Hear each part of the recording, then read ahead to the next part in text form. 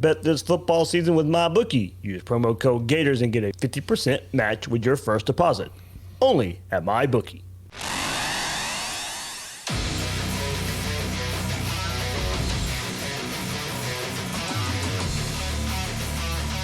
Gators Breakdown, because there's never a dull moment in Gator Nation.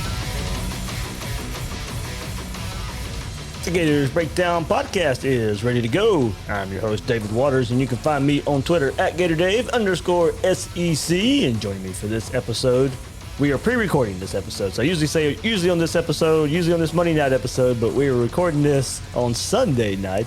And there he is, Will Miles at Will Miles SEC and readandreaction.com. I'm having to record this on Sunday night. We'll put it out on Monday, so we'll get into all of that. But I have to work election coverage, Will, for the TV station Monday night and Tuesday night. So it's an avenue that I'm nowhere near versed in as college football. But you know, when you work for a TV station in a independent local TV station, we do our own election coverage. So I'll be all in the politics Monday and Tuesday. Well, Donald Trump and Joe Biden have ruined all of our lives for the past month in terms of getting like cell phone text messages and all the commercials we have to watch and all that sort of stuff. So it's only appropriate that they'd ruin your life as well for Monday and Tuesday before the election. And hey, but this is why you get paid, right? There you go. And kind of to extend that, working for a TV station, we love the political commercials because, believe me, it brings in a whole lots of money. So political commercials help fund our paychecks. Well, I suppose then I should give them a pass since I want you to remain employed and be able to, support your family and eat and all that sort of stuff. But yeah, I think the vast majority of us are getting tired of it. We're ready for Tuesday to be here, and all Gators fans are more than being ready for Tuesday to be over with. Are ready for Friday to be over with, because by the time that Missouri game ended, it was like, is it Saturday yet? Come on, let's go. As soon as the clock hit zero on the Missouri game, it was beat Georgia time. So. It was about halfway through the third quarter. It was beat Georgia time, man. So as I said, we're pre-recording this on Sunday night. So we'll see if the SEC says anything on Monday as far as maybe possible suspensions for a Florida-Georgia game due to the on-field fight right before or right during halftime for Florida-Missouri. We'll see what happens there. SEC, I'm sure, will review it. Don't know if they'll release anything Monday, Tuesday. And that's exactly what happened. On Monday, the SEC did announce that they were going to punish Florida. And here we go. It was SEC issues player suspensions, head coach fine, and reprimand coming from the SEC. Greg Sankey had to say, there is no place in college football for the kind of incident that took place at halftime of the Missouri at Florida game Saturday night. Everyone involved is responsible for meeting sportsmanship standards throughout each game. Running onto the field to confront a game official, the gathering of teams in an on-field confrontation, and student athletes throwing punches are all disappointing at any time, but even more so as we work to support healthy competition during a pandemic. So, the SEC, Florida head coach Dan Mullen has been issued a reprimand by the Southeastern Conference and fined $25,000 for violating SEC bylaws governing sportsmanship following Saturday's football game between Missouri and Florida. Fines levied against schools and individuals in the conference are directed into a fund supporting the SEC's postgraduate scholarship program.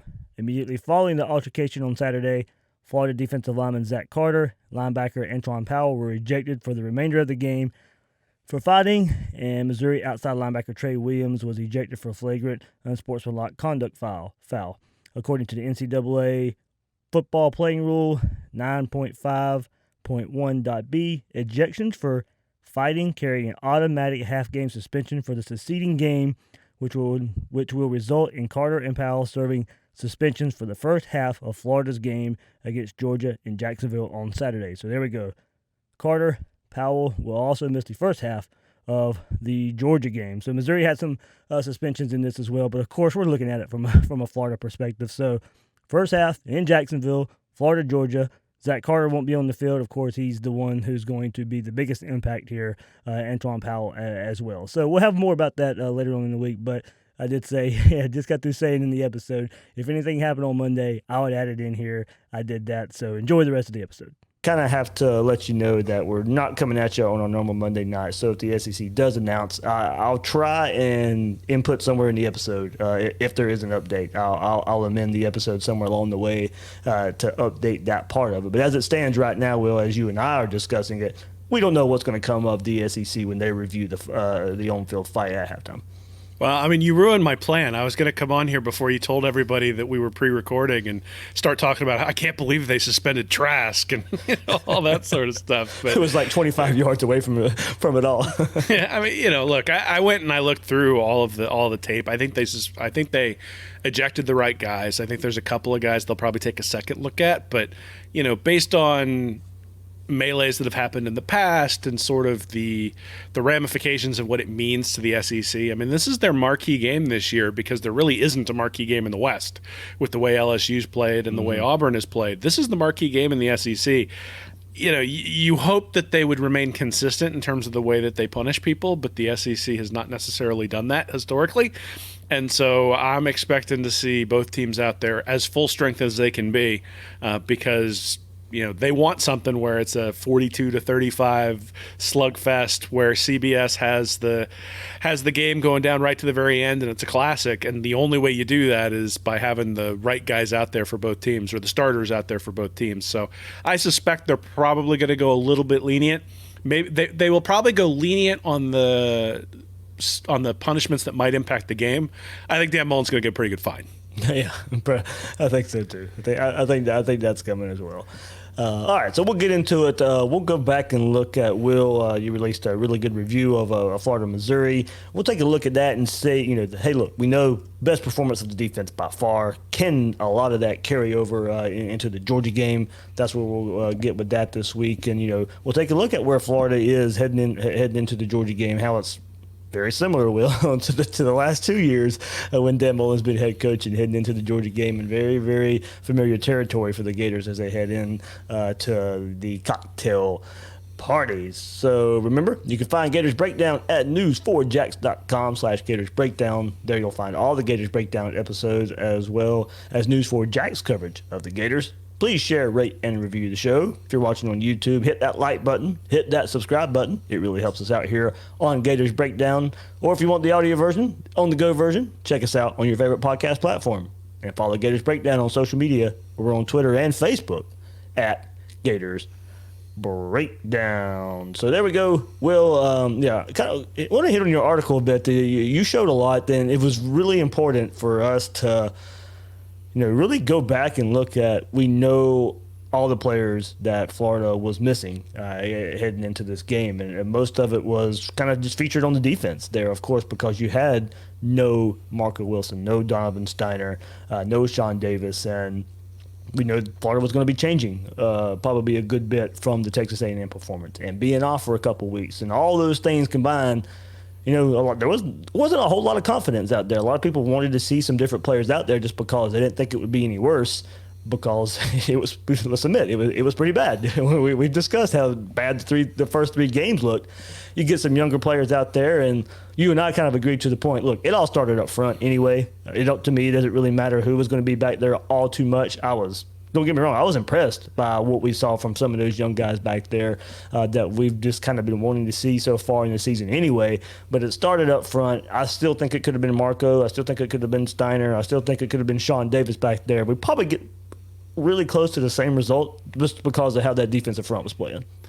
Yeah, I mean, I think the first caveat is this is Missouri, right? And we knew that Bazelak is relatively young. We know Grantham tends to succeed against young quarterbacks who have limited experience, and so that trend continues. I think the DBs played very, very well. I don't think you could take anything away from them. I think there are plays, though.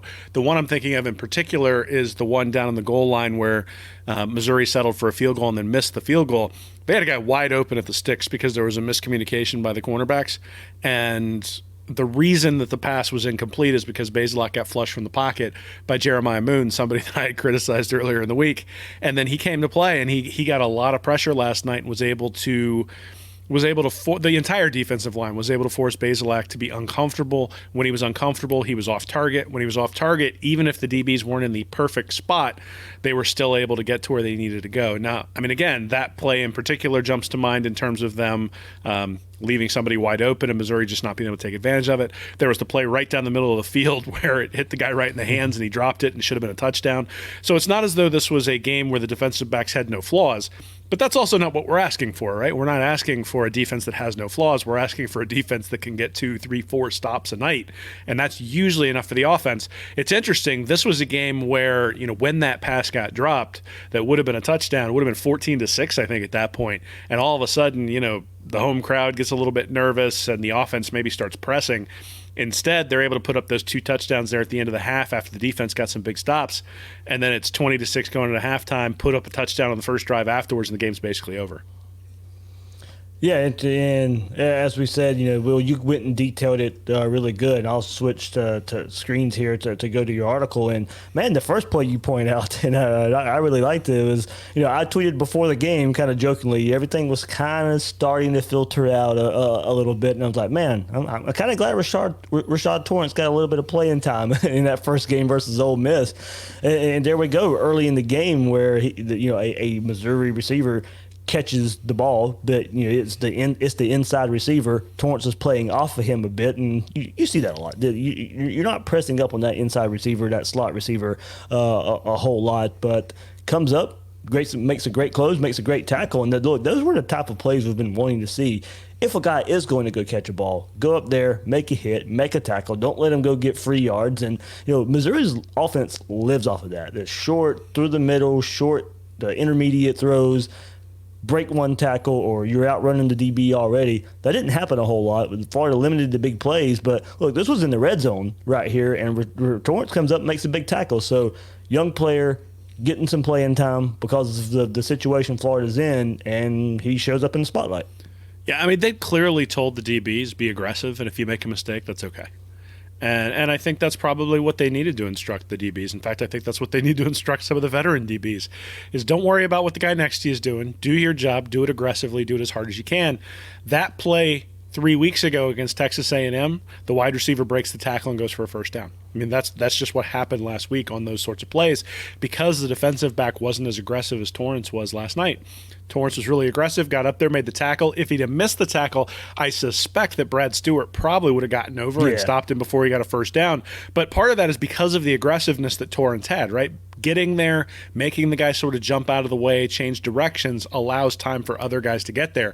Obviously, he brought him down, and so that wasn't necessary, but I think the aggressiveness that we saw out of the defensive backs is really the thing that I sort of take away from the game when it comes to them. And I think that's one of the things that's been missing, right? I mean, it's not that they're playing 10 yards off the line of scrimmage. It's that when the ball gets thrown, they're not firing up to make the tackle, and they're getting – and at least the first 3 games of the year, the tackle wasn't being made. The guys were getting first downs pretty easily. In this game, it was a lot more difficult for Missouri to get first downs, 3 of 15 on third downs, and a lot of that is attributable to the defensive backs being a little bit more aggressive, making the quarterback hold the ball an extra beat, and then the defensive line actually being able to get home. Yeah, Will, and then you brought up third down, so I'll go ahead and go into it as a feature I was going to bring to the table here for this episode. And look, it has been an issue, and I'll go back to last week a bit.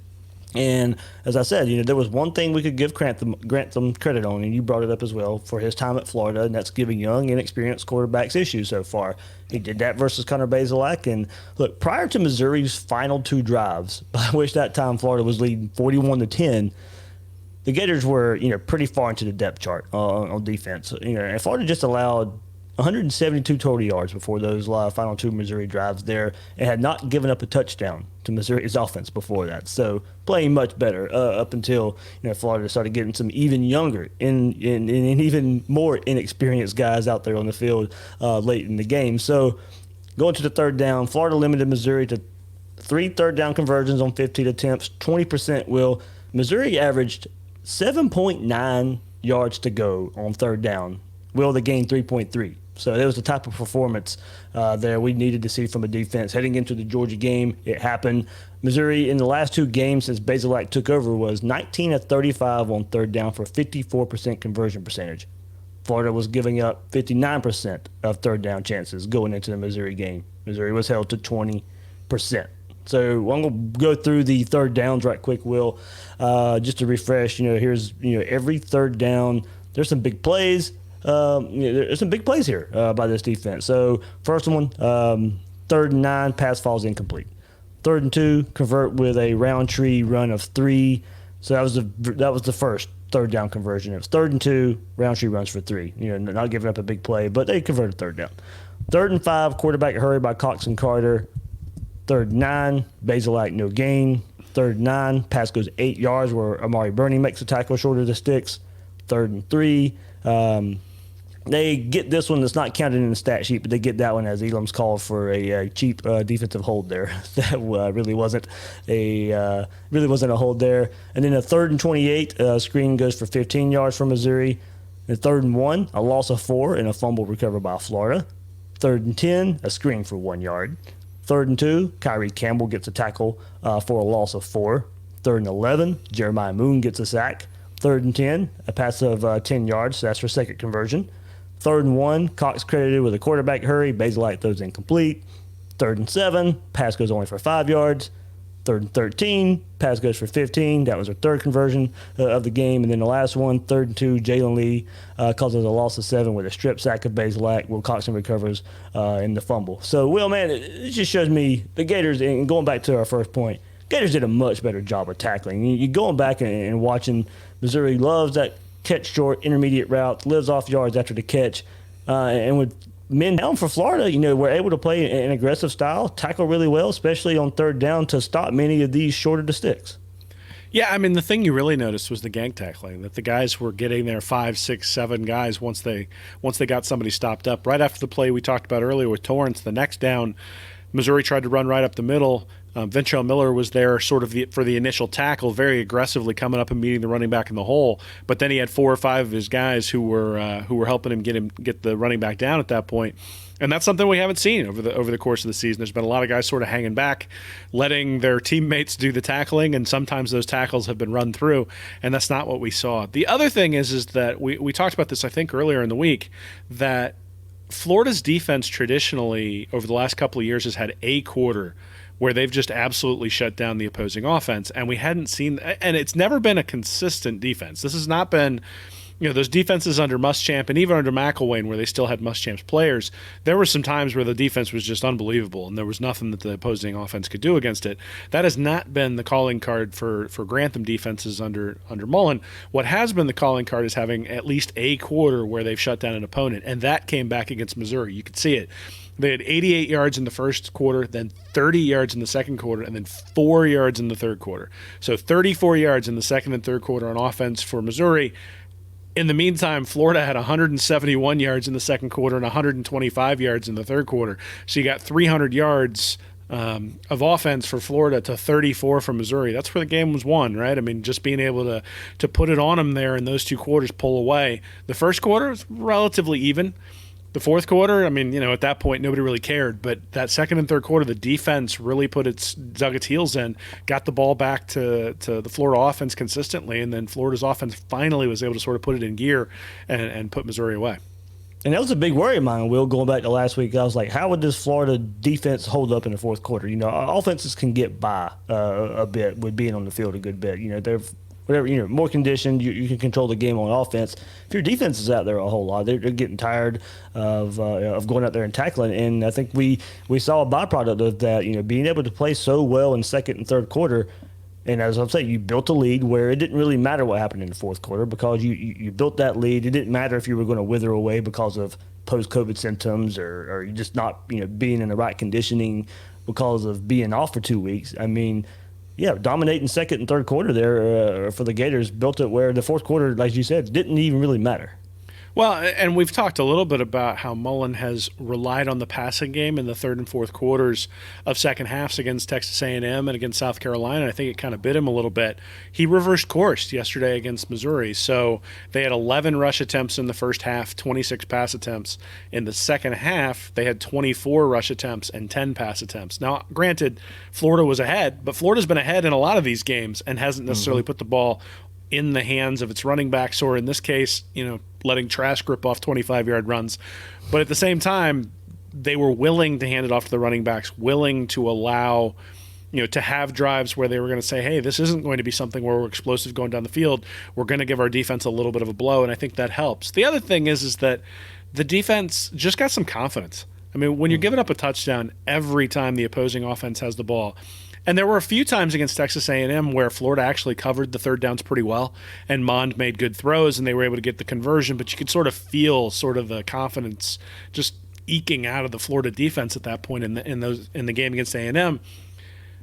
And you actually felt like, at least I felt like they were a little bit tentative in the first quarter. We already mentioned the drop deep pass. They gave up 88 yards. They let them drive down the field and then had the missed field goal. They did have a 3-and-out to open up the game, but they still felt a little bit tentative. In the second quarter, you could tell that they basically knew Missouri couldn't do anything against them. And at that point, they got much more aggressive. They got much more pressure. They really made Bazelak feel uncomfortable, and it looked a lot more like the defense from last year than it has the last couple of games. Now, Missouri, I don't know that we know whether they're any good or not. I mean, LSU just got demolished by Auburn this week, which makes you wonder, that shootout that Missouri had with LSU, is that really indicative of that they have a decent offense? I mean, LSU just made Bo Nix look like a good quarterback. So, you don't know, right? I mean, it could be that Missouri just got a little bit lucky, a little bit of a hot streak, plays Kentucky, plays LSU. We think that's a pretty decent win, but Kentucky can't score at all. And LSU doesn't look like they're very good. So maybe Missouri's just not a very good team, and Florida will be exposed next week against Georgia. But you got to start somewhere. And, South Carolina wasn't a very good team, and we couldn't stop them. So you got to start with the guy who's in front of you. Much better defensive performance. Like you mentioned, the pick six that Trask threw was the only touchdown they gave up other than in the fourth quarter when the game was already in doubt. So it's not something where you're like, well, they gave up 24 points. Is Missouri really that good or something like that? It's like, nah, they gave up 10. And even then it was – a cheap 10. It was a cheap 10, though. Yeah. The fact that the Drinkwitz kicked a field goal with like 7 minutes left or something in the fourth quarter, down however much they were, I was like, we found the new Will Muschamp, buddy.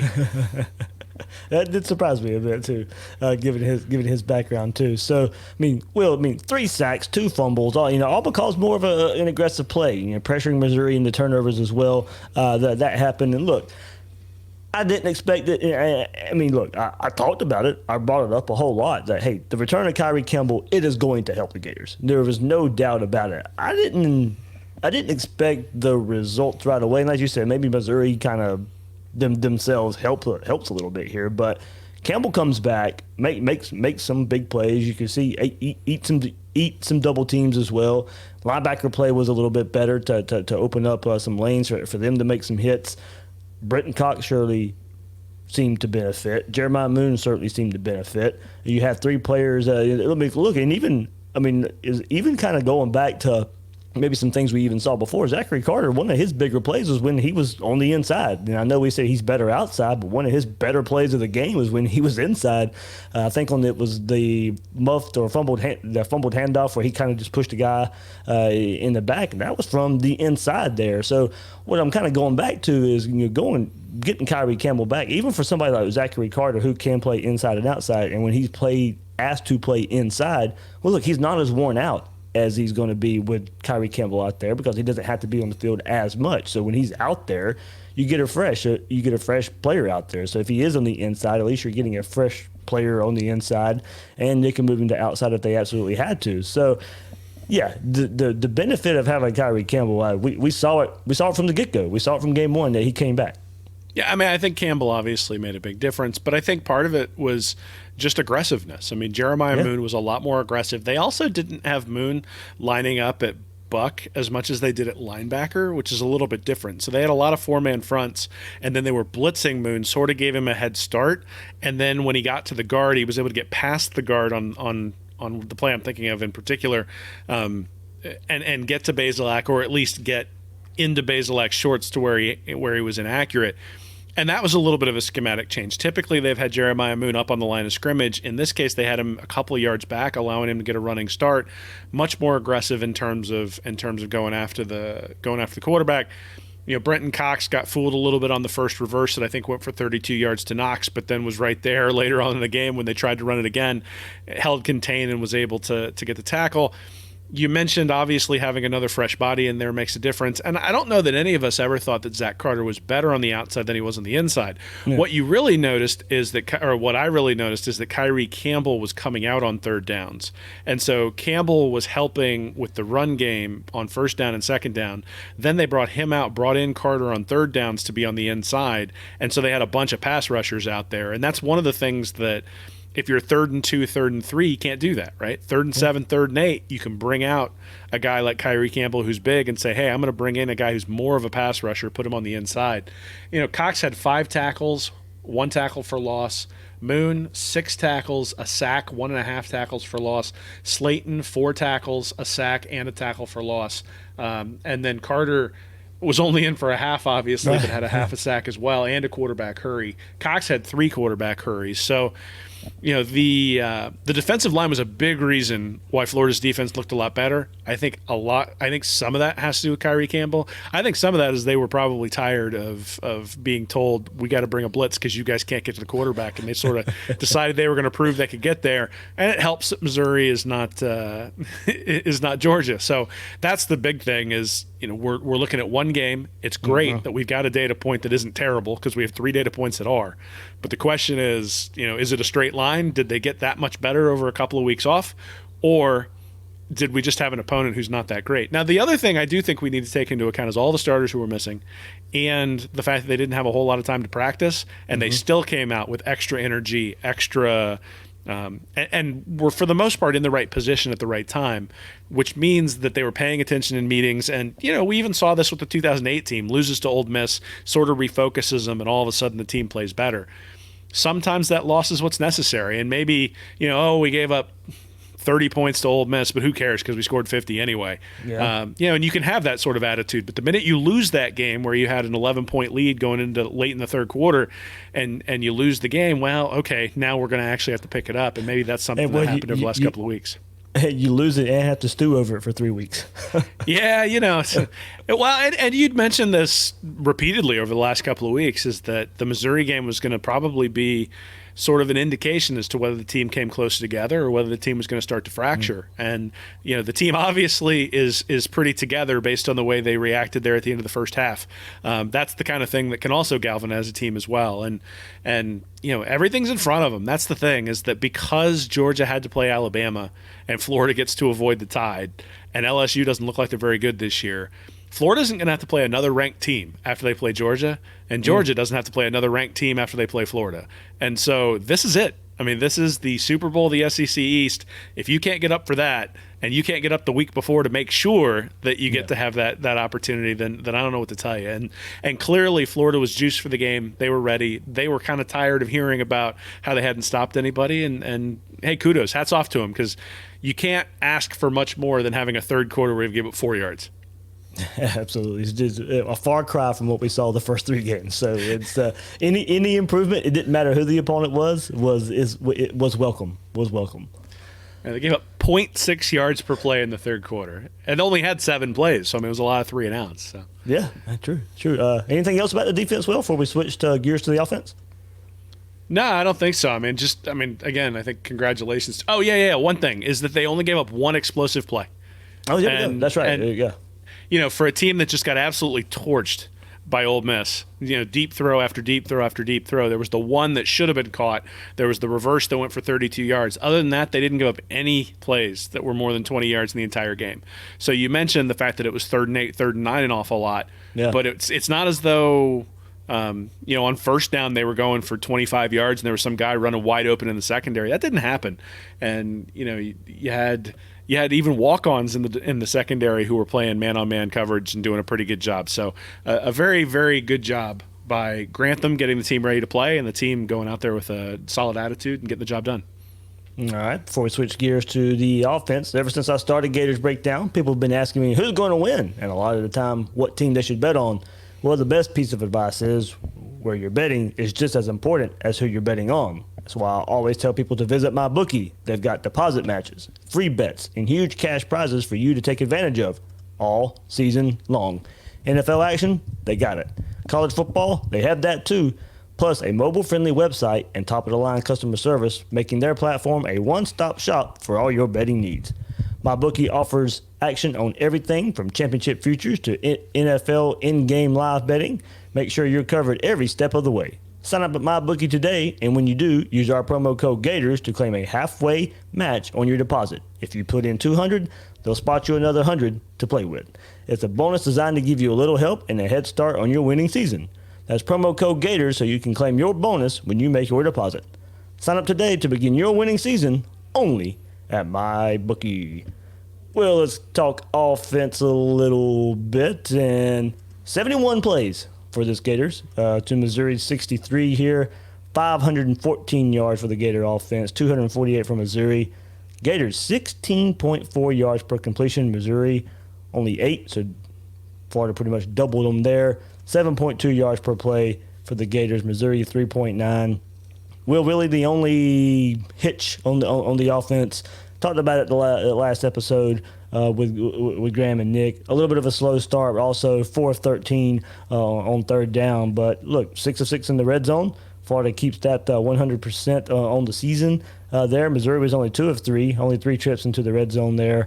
And Missouri had no sacks on Florida. Now, of course, still got some pressure, still made Trask run around a bit, hit him, caused a fluttering interception there, but no sacks given up there. So interesting, kind of domination by this Gator offense, and it just continues for Kyle Trask and some of these numbers he's putting up here.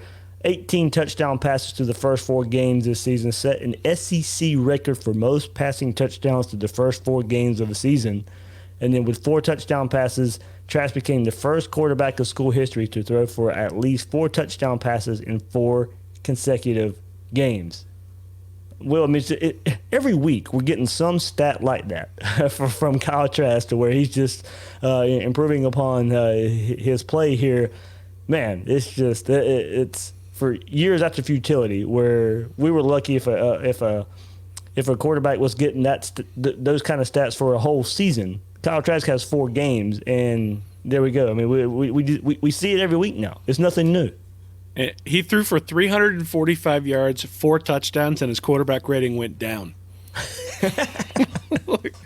Like that to me says something about how good he's been playing, that his QB rating is now at 189.2. It was like at 194 before the game or something like that. So, I mean, Trask obviously has played really well. I think one of the things that was encouraging, there was a play I highlighted in my article where he hit a check down to Pierce. And Pierce looked like Tony for a play. He did. But, the thing is that they've got guys who have the ability to do that. When you think about Naquan Wright, when you think about Malik Davis, and Damian Pierce seems to have gotten a lot better catching the ball out of the backfield as well. We've talked, they still focus on Pitts and Toney, and rightfully so. And in fact, Kadarius Toney is becoming the go-to guy at this point. It's no longer Kyle to Kyle is the thing that you look for. I mean, you look for it on third down, but when they get in the red zone now, it's pretty much, hey, give the ball to Toney and let him make 17 guys miss and then go for the touchdown. The thing I thought was a little bit encouraging is Copeland had a couple of catches. They were trying to get the ball to Trevon Grimes. Those are guys they're going to have to get going, especially against a team like Georgia, where if Georgia decides to bracket Toney and then bring Pitts, have a safety up.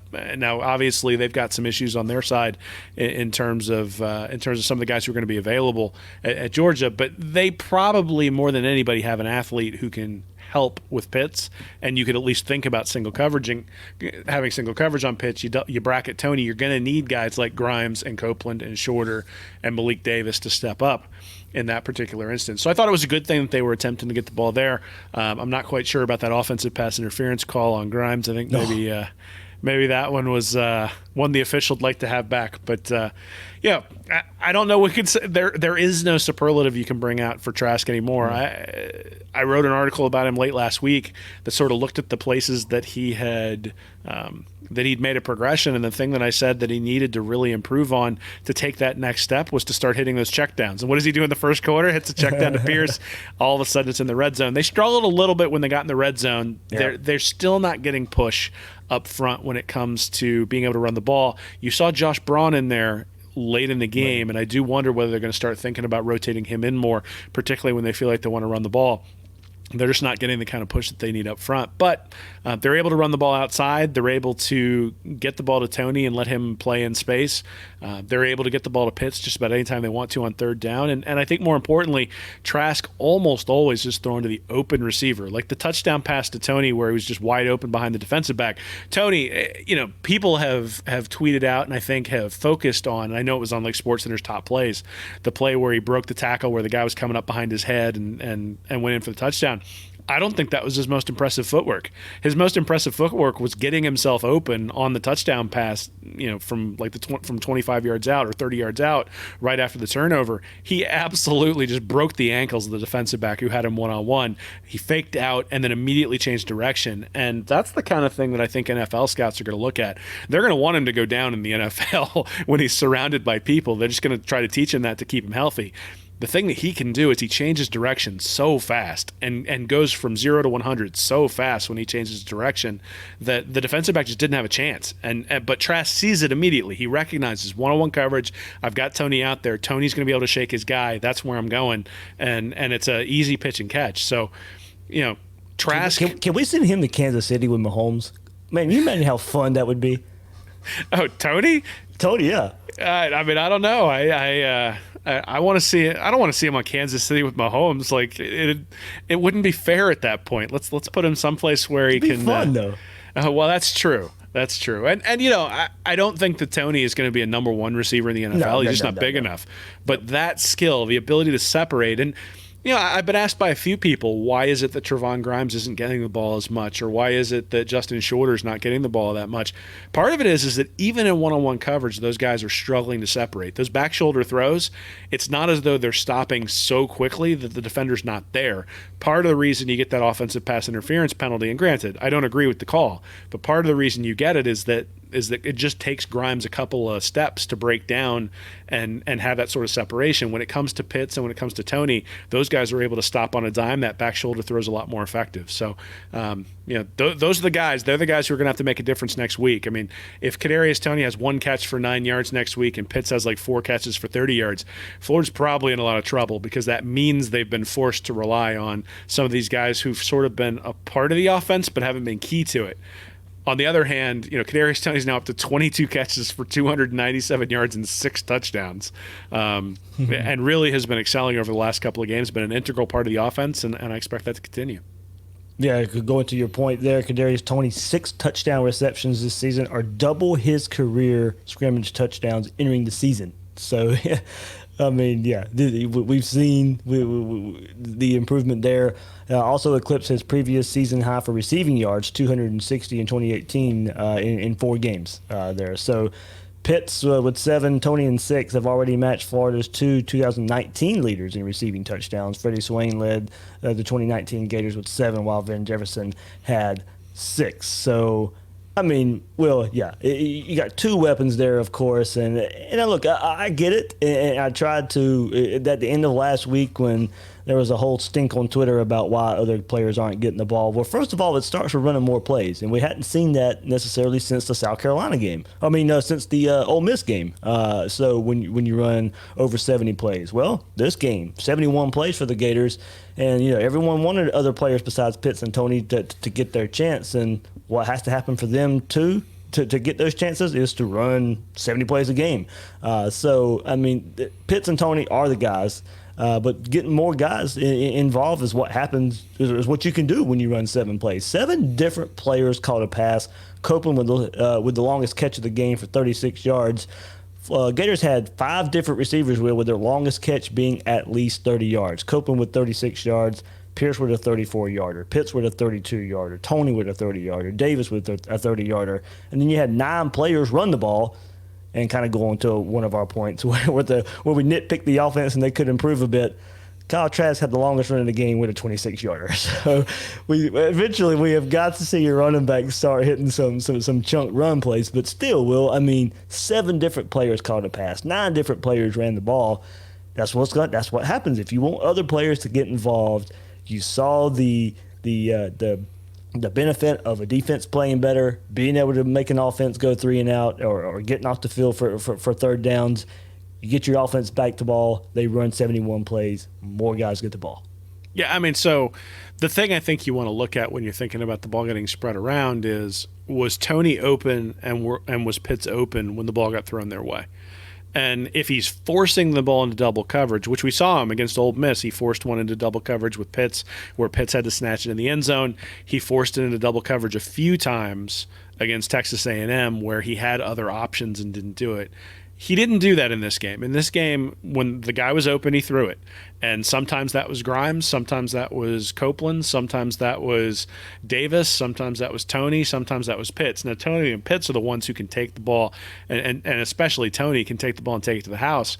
But, you know, at the same time, like if Grimes is the guy where the ball needs to go to, that's where it went last night. So, Missouri actually did a pretty decent job of coverage. There were a few plays back there where Trask had plenty of time and wasn't able to find anybody. Obviously, early in the game, the offensive line struggled a little bit to protect him, and you had the pick six on the ball that got fluttered. Though I will say on that play, Tony had burned the guy who had him one-on-one just as bad on that play, and it was going to be a touchdown if Trask had gotten that ball off too. So, that'll be interesting, because one of the things that Georgia really struggled with Jalen Waddle was being able to prevent that big play, and those big plays for Alabama really turned the tilt in that game.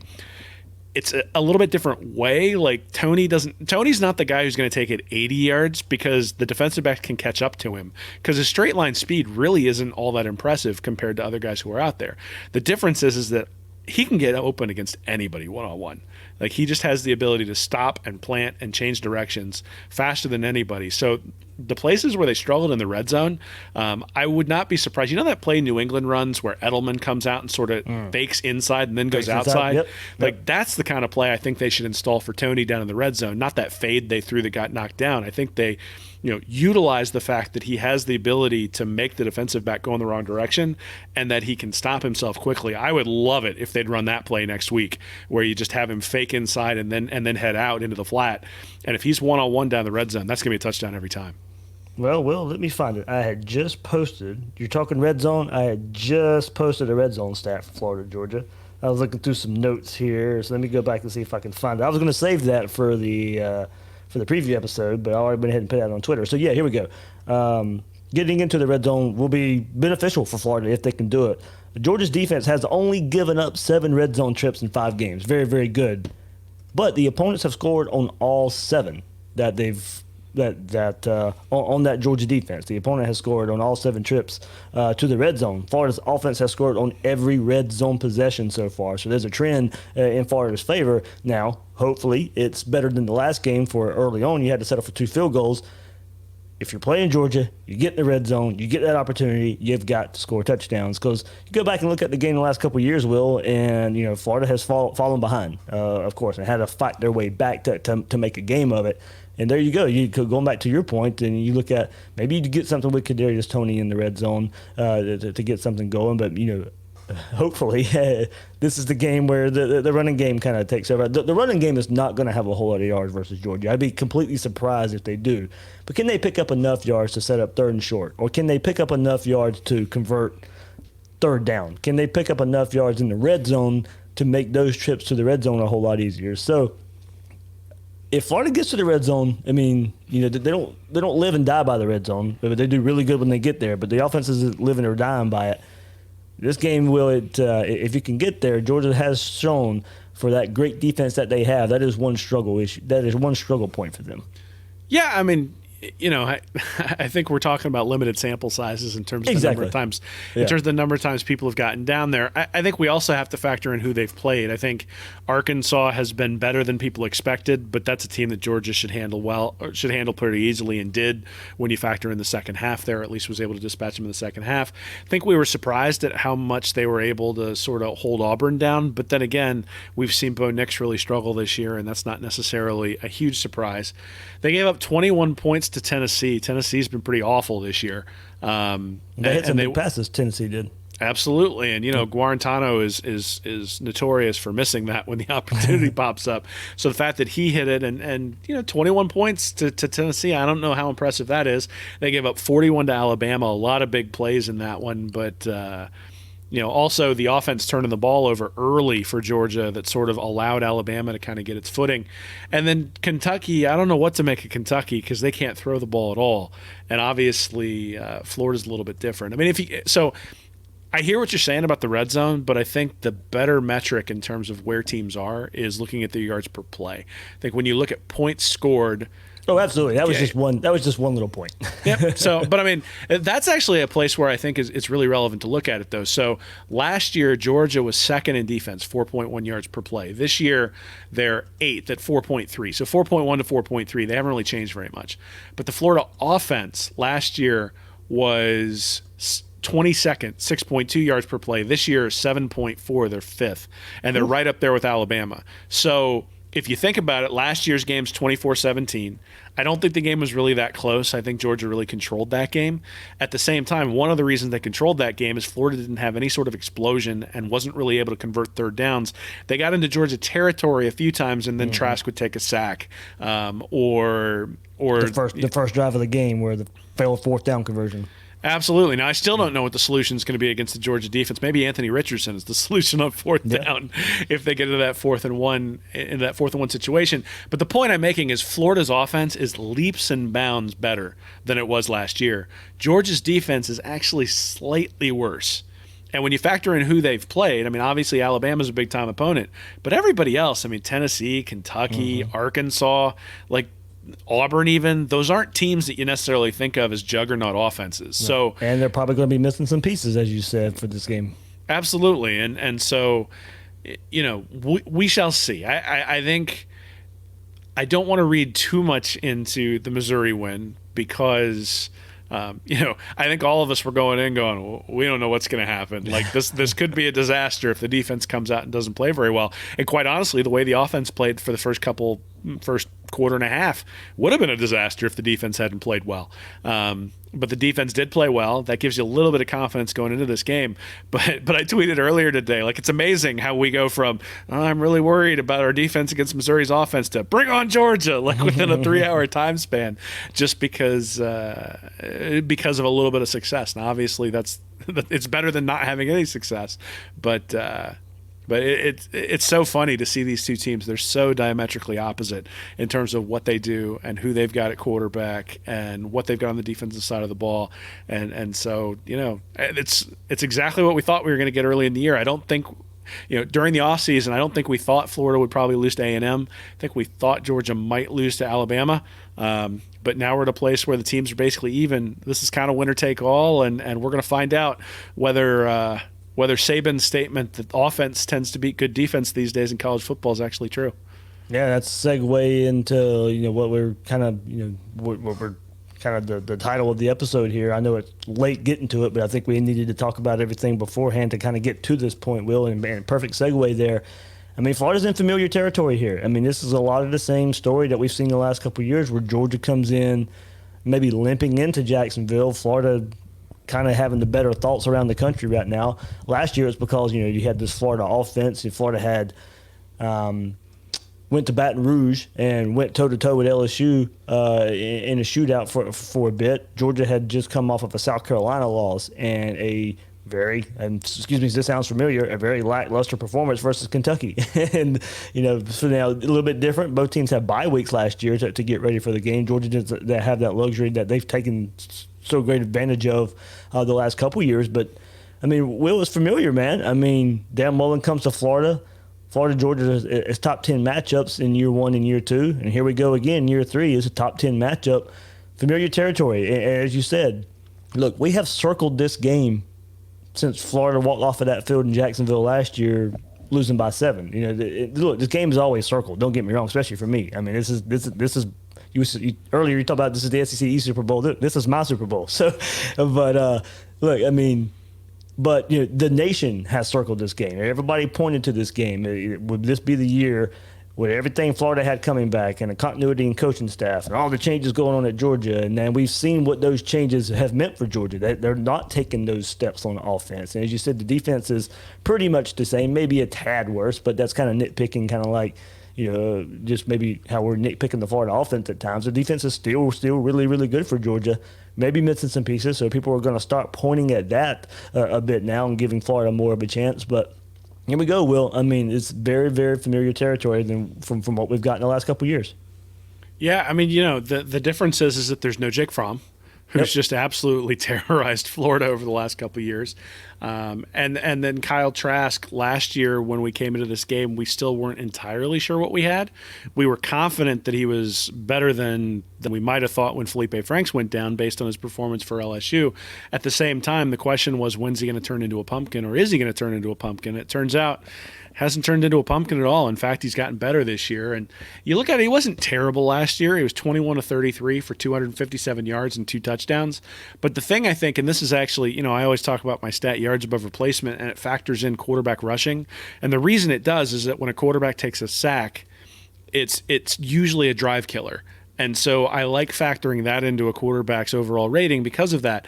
And Trask last year, 6 rushes for minus 22 yards last year, which tells you what was happening when he was on the ground. It was that he was getting sacked. And so, yeah, he averaged 7.8 yards per throw, which is kind of league average. It's not really that great. So 33 throws, 257 yards. But then when he went back, bad things were happening. There were a couple of sacks that drove Florida out of field goal range, completely killed drives. And those sorts of things happen with young guys playing against fast defenses. The other thing to take note, I hadn't really thought about it till I looked at it tonight, but Freddie Swain was the leading receiver. Then you had Kyle Pitts, then Van Jefferson with 2 catches, Grimes with 2 catches, then P. Ryan, Cleveland, Hammond, and Pierce had 1 catch. So the entire offense has just been completely overhauled, and it's still humming compared to what we had last year. It's going to be really interesting. And then, on the defensive side of the ball, Grenard didn't get to the quarterback at all last year. Zuniga didn't get to the quarterback at all last year. And both of those guys were banged up, I think, a little bit going in for that game. Absolutely. But, the defense couldn't get off the field on third down. That's been the story for Florida all year long. In the first 3 games, it was a story against Missouri. They were able to do it. And, one of the things is that Florida's offense has been able to stay on the field on third downs. That opening drive against Missouri was something like 12 or 13 plays. They settled for a field goal, but at the end of the day, it took a toll on Missouri's defense having to play 12 or 13 plays every time Florida's offense got the ball. To never get a 3 and out makes a difference. And one of the things we have noticed over the last couple of years is Florida's kept it close heading into the late third, early fourth quarter. 2 years ago, Felipe Franks hit that bullet over the middle for a touchdown that put Florida ahead, then fumbled it later deep in his own territory, and you got that goal line stand. But at the same time, like Florida was in that game, it just felt like they ran out of gas at the end. I think you can sort of say the same thing last year. Is Florida's offense wasn't very good in that game, but they'd pulled it to a touchdown, and then all of a sudden Cager gets loose for the big throw that basically puts the game away. So.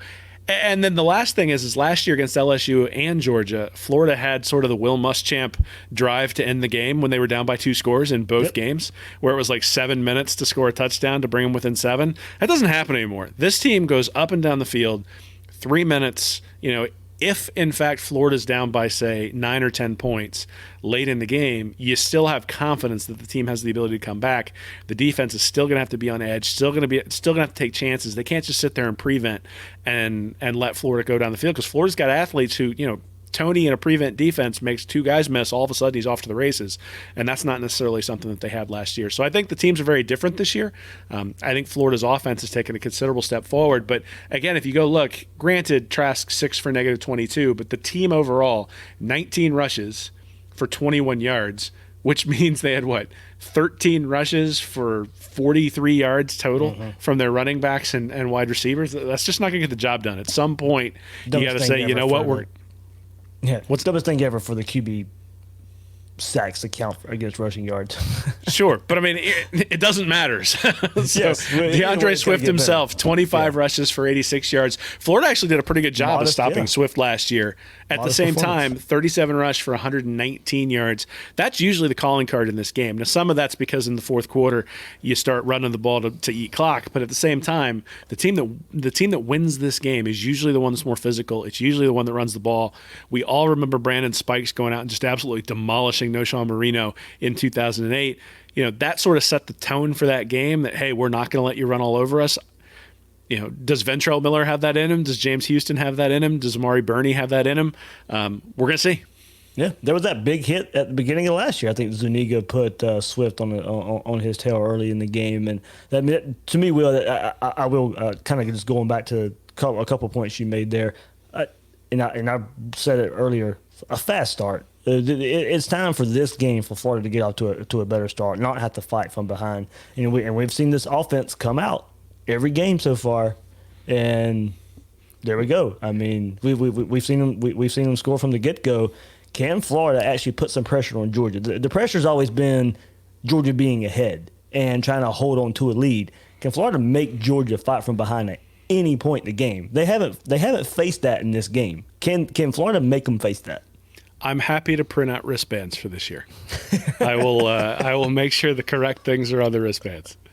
I saw you pointing to it. I was looking at the time. I was like, oh, what's going on here? But yeah, wristbands for sure. I will help. Yeah, you and I can help if that's what it takes. We will make sure it is correct for this game. But I mean, but that first drive looked like it was well on its way last year to being somewhat successful. And then third and fourth down, you just you cross midfield, third, fourth down, just go nowhere. But yeah, a fast start, make Georgia fight from behind for once in this game to see if they can handle it, and then. We'll go back to your other point. Florida did such a good job last year holding DeAndre Swift when it looked like all they could do going into that game was, and from the Florida side, us thinking, hey, if Florida stops the run, Florida's going to win the game. Florida stopped the run for the most part. Florida didn't win the game. Yeah, Jake Fromm, as you said earlier, decided to have another show out versus the Gators. Can they do it again? If Florida stops the run game once again, is there a lot of confidence in Stetson Bennett to be able to replicate anything Jake Fromm has done the last couple of years against this Gator defense? And Will, I jokingly here, Stetson Bennett's from my hometown, Blackshear, Georgia. I can't handle that. I can't handle a Florida losing to Stetson Bennett and having to go back home to Blackshear, Georgia, and face those dog fans that are a lot of dear friends of mine. I can't take that, Will. I don't like losing to Georgia. It's a sour taste in my mouth all the time. But man, put that with it. I'm not going home for a while. Yeah, well, it's interesting. I mean, he came in against Arkansas and really acquitted himself well, right? 20 of 29, 211 yards, 2 touchdowns. Then against Auburn, he didn't really need to do a whole lot because Auburn just sort of imploded, but 17 of 28, 240 yards, a touchdown. And against Tennessee, 16 of 27, 238 yards and 2 touchdowns. So, I remember after those first 3 games, people comparing Stetson Bennett to Kyle Trask and saying, look, their stats are pretty similar. And then the last 2 games have happened. So against Alabama, and again, Alabama's a pretty good team, but 18 of 40, 2 touchdowns and 3 picks. And then last week against Kentucky, 9 of 13, 131 yards, no touchdowns and 2 picks. And I think that's the thing that I want to go back and look at on film is see why is it that Stetson Bennett's throwing interceptions, and is that something that Florida's going to be able to take advantage of? I suspect that there's probably been some pressure over the last couple of weeks. I also suspect that he's making bad decisions when he's under pressure, and then I think he's probably also trying to force the ball in a little bit to make some things happen. But his height's becoming a problem too. Will, one of those Kentucky interceptions were another batted ball that we saw so many times against Alabama. They batted a ball and picked it off for an interception. Well, and that is something that for all of the things that you might say about Jake Fromm and his ability to not necessarily be the guy to put Georgia over the top, he didn't turn the ball over very much.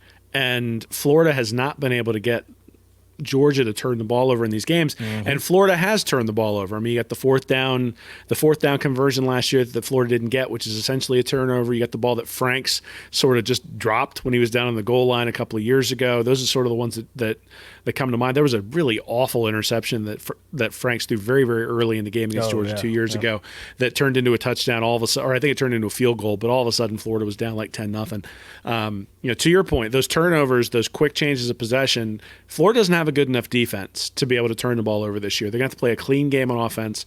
They're going to have to convert when they get down the red zone, make Georgia score touchdowns. I mean, if Florida can get up, say, 17-7, 20-10, something like that, and make Stetson Bennett have to push the ball downfield. Again, those get to the quarterback too. Fromm wasn't sacked hardly once the last 2 years. Yeah, but that's actually maybe the silver lining to the weeks off for COVID, is that they clearly simplified things against Missouri. And one of the things they did was they just said, hey, front seven, it's up to you. Get pressure. Like, we're not going to bring a safety from I think Neil Blackman said Micanopy in his article today, but I had said Lake City in our chat. I mean, you're not going to bring. There were times where they were bringing Kyer Elam off the corner. Kyer Elam's your best cover guy. Like, leave him in coverage. Stop bringing him on the blitz. You didn't see those corner blitzes. You didn't see anything like that. Now, is that because they feel like they didn't need to do it against Missouri, and maybe they're going to feel like they need to do it against Georgia? Maybe. And every once in a while, bringing a guy off the corner. C.J. Henderson was really good at that when they had him on the short side of the field, every once in a while they'd bring him. But when you can't get pressure with your front seven, you have to bring somebody pretty much every play. They didn't have to do that against Missouri. You saw them last year against Fromm. They really were pretty conservative in terms of the blitzes that they brought. But one of the reasons was exactly what we saw is when they finally brought a blitz there late in the game, Cager was wide open downfield because the safeties weren't in the right spot. So, I don't know that we know what to expect, right? Mm-hmm. That's one of the beauties of this season and all the weird things that are going on. And, teams are sort of Jekyll and Hyde week to week and all that sort of stuff. I know, though, that if you had told me back in July or August that Kyle Trask was going to have 18 touchdowns through 4 games and that we would be playing Georgia and Georgia would have Stetson Bennett at quarterback, I'd tell you, that's a game Dan Mullen has to win. Good point. They're you can say all you want about Kirby running quarterbacks out of town, and you look at Ohio State with Justin Fields not throwing any incompletions and absolutely dominating up there at Ohio State, and he ran Jake Eason out of town, and Fromm didn't necessarily get better, and you got DeJuan Mathis and you got JT Daniels, but at the end of the day, Stetson Bennett is a guy whose recruiting profile and high school statistics and all that sort of stuff do not indicate that he should be a starting quarterback for a national championship competing team. And so Florida needs to prove that. Florida needs to go out and make him win the game. And the only way they're going to do that is by stuffing the run, getting up early and making Georgia throw the ball. And if Georgia has to throw the ball, I think that's the worry that Georgia would have. I think Georgia feels like if they can control the line of scrimmage, if they can run the ball, if they can get up 7 points, 10 points, and make Florida sort of press a little bit because we're not necessarily sure we're going to be able to get a stop on defense, then Georgia feels like they'll probably be able to get a mistake. And I think it's the same way going the other direction, is that if Florida can get up 7 points, 10 points, something like that, I think Florida feels like they'll be able to make Stetson Bennett make a mistake if they press him like that. Kind of going back, before we wrap up here, kind of going back to one point that you brought up. It's amazing what one Saturday can do. Yesterday or Saturday morning at 8 a.m., if you would have asked a Gator fan anything about Florida, Georgia, we don't stand a chance. They're going to run the ball down our throats. We can't keep up. Georgia 14, Kentucky 3, Florida 41, Missouri 17. And now everybody thinks everybody's coming back to the Florida side a little bit. Like I said, they're just familiar territories, kind of just the way we've been conditioned the last couple of years of going into this game and thinking Florida has the chance to pull it off. And as you said, well, this is absolutely the best chance. If you was going back, I mean, look, people were picking Florida this year anyway, no matter if it was going to be Jamie Newman, whether it be JT Daniels, whether it be Stetson Bennett. A lot of people were giving Florida credit and picking Florida in this game anyway.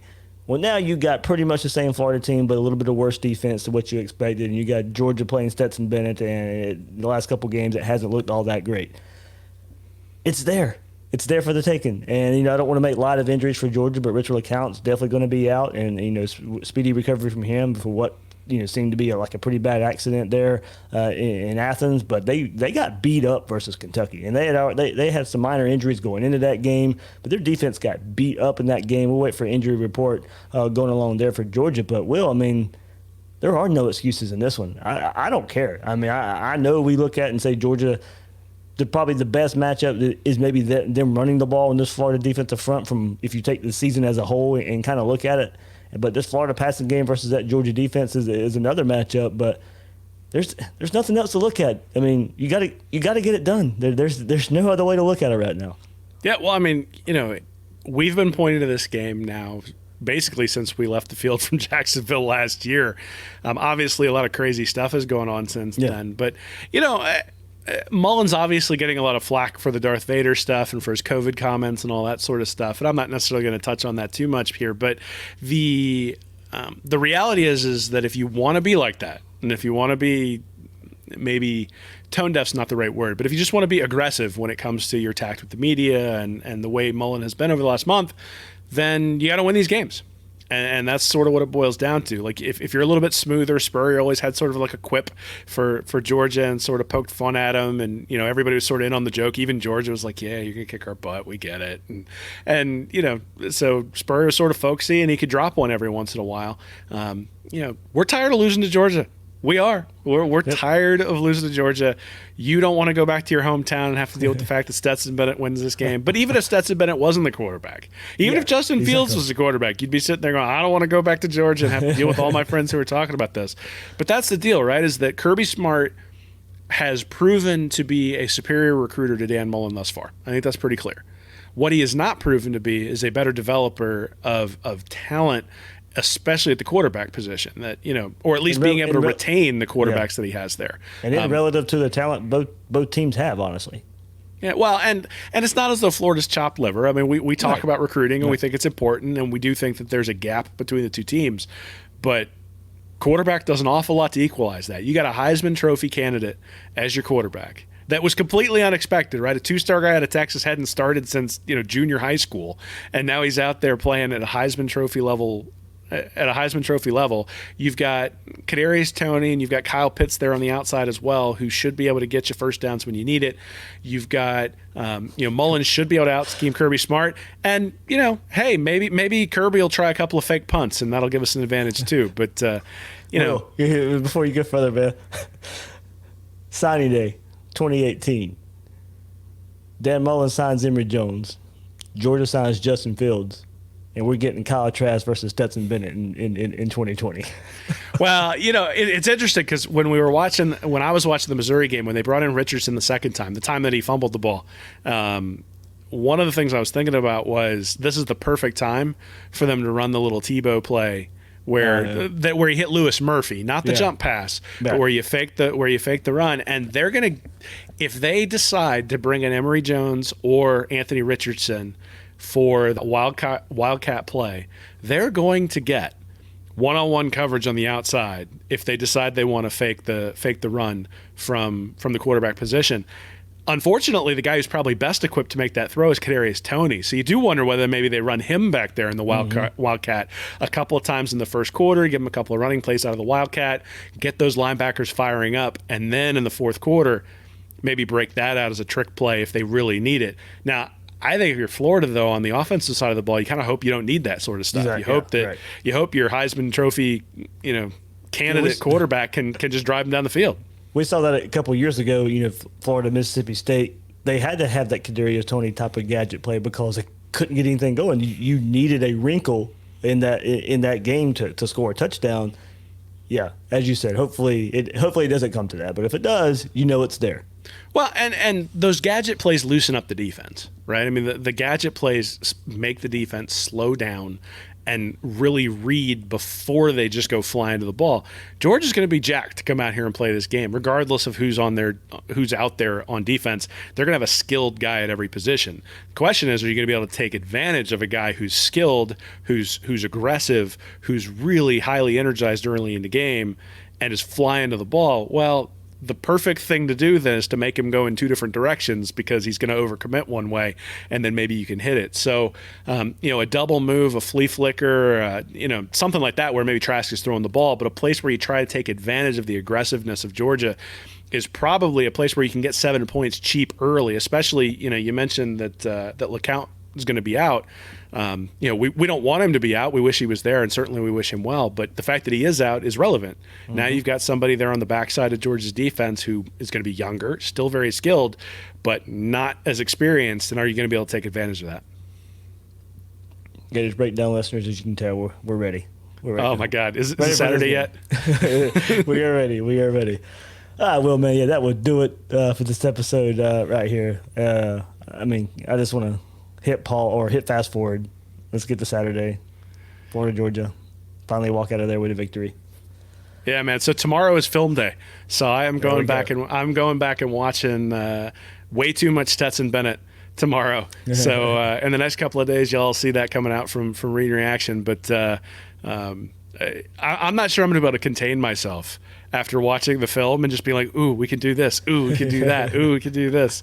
I've watched a lot of Florida film. Normally it's more, what do I think Florida can do against the opposition than it is, than it is necessarily breaking down the tendencies of the opposing team. But when it's Florida Georgia week, Ben, all stops. Got to watch Georgia and tell you what Florida's defense needs to do to get a couple turnovers. Yeah, we certainly look at this one different. We certainly do. Just the magnitude of this one. In a normal year, it's always there. But last 3 years, top 10 matchups, and it's only getting bigger. It's only getting bigger. Man, they dropped this one this year. We're gonna have to do the podcast on Tuesday because I'm not sure I'm gonna be ready to do it by Monday night, buddy. It's like, hold on, I'm still hungover. We gotta. Hopefully that's not the case. Hopefully we're all in jubilation next time we get together and Florida has a victory over Georgia. You can find Will Miles on Twitter at WillMilesSEC and his site readandreaction.com. Will, man, thanks again, and as I said, we're ready. Go Gators, man. Go Gators. Go Gators. I'm the host of Gators Breakdown, David Waters. You can find me on Twitter at GatorDave_SEC. Guys and girls out there, thanks for listening to this episode of Gators Breakdown.